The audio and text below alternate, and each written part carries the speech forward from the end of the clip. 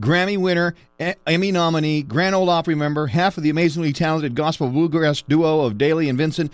We say hello to Jamie Dailey. Hi, Jamie. It's good to talk to you. How you doing? I'm off and running for Tuesday. Now, I want to get right into it. And we just mentioned we mentioned how you're a member of the Grand Ole Opry. Tell me about your first time stepping on the stage into the circle of the Grand Ole Opry. How special was that? One of the most special and most humbling moments of my life. My knees were knocking. I think it was around 1999. I was in a band called Doyle, Lawson, and Quicksilver, and we stepped out there on that circle, and I thought I was going to faint nearly. It was so special. And then when we started Dailey and Vincent in 2007, our band, we had 136 shows that year, and our first paid tour date was right there on the stage of the Grand Ole Opry. And I couldn't believe it. My knees were knocking again. How amazing. Can you do me a favor? You've probably got an in there at the Grand Ole Opry. I need to start a letter-writing campaign to get Scotty McCreery invited into the circle. Because I know.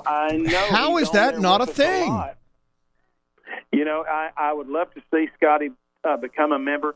And I would imagine, I can't speak for anybody out there, but I would imagine that will happen in time. I couldn't see that it wouldn't. For sure. All right, so Sundays on the Circle, that's your day to show your faith, your talent, your love for Westerns.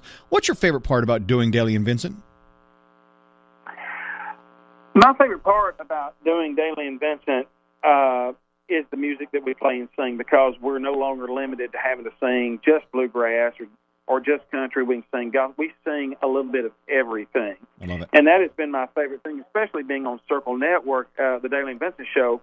We cover a variety of cover songs and our original songs. Sure. So we can do anything from a Willie Nelson song. I did a Bette Midler song called The Rose, all the way to a good old gospel song, Jesus is Coming Soon, around the piano. Love it. So that's what I love about Dailey and Vincent. We can do a little bit of everything, and we have the band that can back us, and the singers that can do everything we need done. Yeah, I saw your rendition of The Rose on TikTok. You smashed it. You smashed it. Oh, so thank you. Yeah, 100%. Is there a guest you are trying to get on your Dailey and Vincent show that you haven't been able to get that you'd love to have on the show? Yes, and cannot get her, and I'm going to keep trying until we're off of TV or until I die, and that's Nora Jones. I love Nora Jones. I love her music. What a voice, too, right? Well, it's just so soothing. And I'll never forget, I'll tell you this story quickly. I was driving down Highway 111 late one night, years and years ago, when her first single came out. Now, I'd never heard her and didn't know anything about her.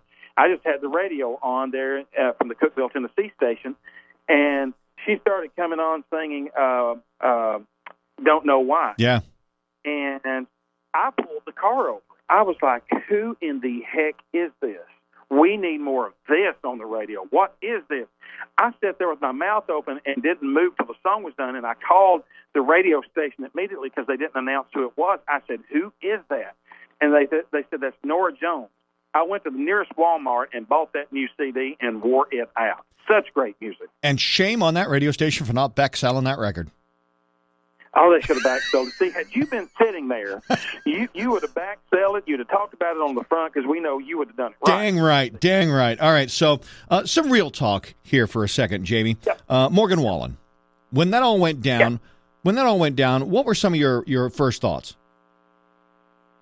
Well, I mean, I think the whole situation was unfortunate all the way around, to the point of I kind of shy away from stuff like that. I don't like all the drama and things that happen. And where it stands with me, I just want everybody to be treated fairly, respected, and loved. And that's just where I come from, and that's how I was taught. And I hate that Morgan was having to go through that. I hated that the people were offended that were offended.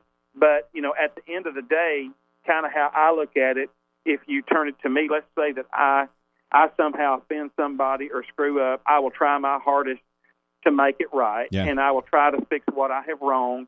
And at the end of the day, anyone who does that tries to fix it and make it right, what else can you ask for? Yeah, exactly. Now, I don't know whether you've heard his new single yet or not. If you haven't, I'm going to invite you to listen to it. It's called Don't Think Jesus, and it was specifically written for him to kind of talk about his journey from the rise to the fall to the rise again. It is a brilliant piece of music. You should go listen to it. I will listen to that today. You perked my interest. You Okay. Sure have. So on the show, Jesus is Calling, your guests share stories of heartache and success and their faith. Can you give me one of your stories of heartache or loss or challenge where you leaned on your faith to get through it? Well, it just happened this past month. I was in Costco getting frozen stuff for the freezer and had a friend with me, and we're going down the aisle, and I get a phone call or a text message, have you heard what's happened to your mom and your stepdad, Jimmy? I'm like, what in the world? And I called the guy, and he said, hey, Jamie, Jimmy and your mom have just been hit, T-boned by a semi, and they are life-flighting both of them out on a helicopter right now to Nashville. And I literally almost passed out and fell to my knees, and my friend caught me. And we just dropped everything, left the buggy there, and ran to the car. And I was crying. I was praying. And I beat the helicopter to the hospital. 10 minutes later, they touch down with my mom. They bring her in. An hour later, I get to go in and see her. She's got a broken pelvic bone. We didn't know if she was going to make it or not. My stepdad was in horrible shape, so bad that they left Skyline Hospital and took him on to Vanderbilt Trauma Center. And we haven't split the family. Some go there, some stay with mom. You know, and I was really tested right there because my heart was broken. I was scared to death. I was praying nonstop, having to really lean on my faith. And, you know, long story short, my mom is at home. She was on a walker. Now she's on a cane. She's driving again and allowed to go back to work, but she's still hurting badly. However, sadly, we lost my stepdad, and he passed away about a week and a half ago, and we just buried him.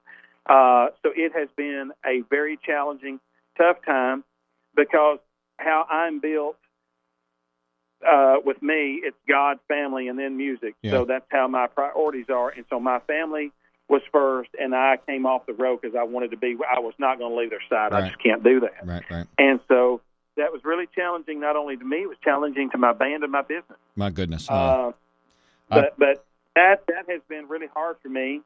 And we found out, you know, God works in mysterious ways, and I wondered if He worked it this way. But here's something strange for you. When they got my stepdad in there, he never talked again because he was completely out of it, broken up pretty bad. But when they got in there, they found out he had lung cancer that had metastasized to his arm, his lymph nodes, and his brain. And we didn't even know it. And he had stage 4. We didn't even know it. And he had always said and told us, if I ever have cancer, I don't want to know it. Well, he didn't know it. Well, saved. So it makes you wonder if God was working a plan. Yeah, saved from the suffering, for sure. Let's touch on a couple of things real quickly before we wrap up. First of all, congratulations on your new single becoming the Tennessee State song. Oh, we're excited about it. The House and Senate took it to the floor. They voted on it. It's on our new country CD coming out late this summer on BMG. The governor signed it in a few weeks ago. We went out, sang it on both floors, spent some time with the governor in his office. Was very, very thankful that that's a historic moment for us. I'll Leave My Heart in Tennessee, written by Karen Staley. My goodness. You've got a festival coming up you want to talk about real quick? We do. American-made music festivals in Albertville, Alabama, Jackson County, Tennessee, where I'm from, Hiawassee, Georgia, and Wheeling, West Virginia.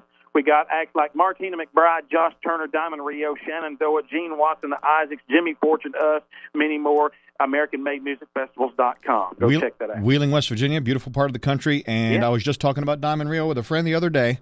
Now, your drummer's pretty talented with juggling. Do you have a hidden talent? I eat good. Okay. How's that? All right. And finally, if I can make a request, one of my favorite hymns is Here I Am, Lord. On TikTok, if you can work out about 30 seconds of that, I'd love to hear it. Here I Am, Lord. Did I put that on? I mean, Here I Am, Lord? Did I do that? I don't know whether you've done it or not, but on TikTok, if you haven't, if you could throw it up there, that'd be great. Well, I will work on that. I've never sang that one, I don't think, but I will certainly work on it. All right, my friend. Listen, we could talk for a lot longer. I could share stories, and I'm sure you got a lot to share. But for now, congratulations, and I love seeing you on The Circle, and continued success.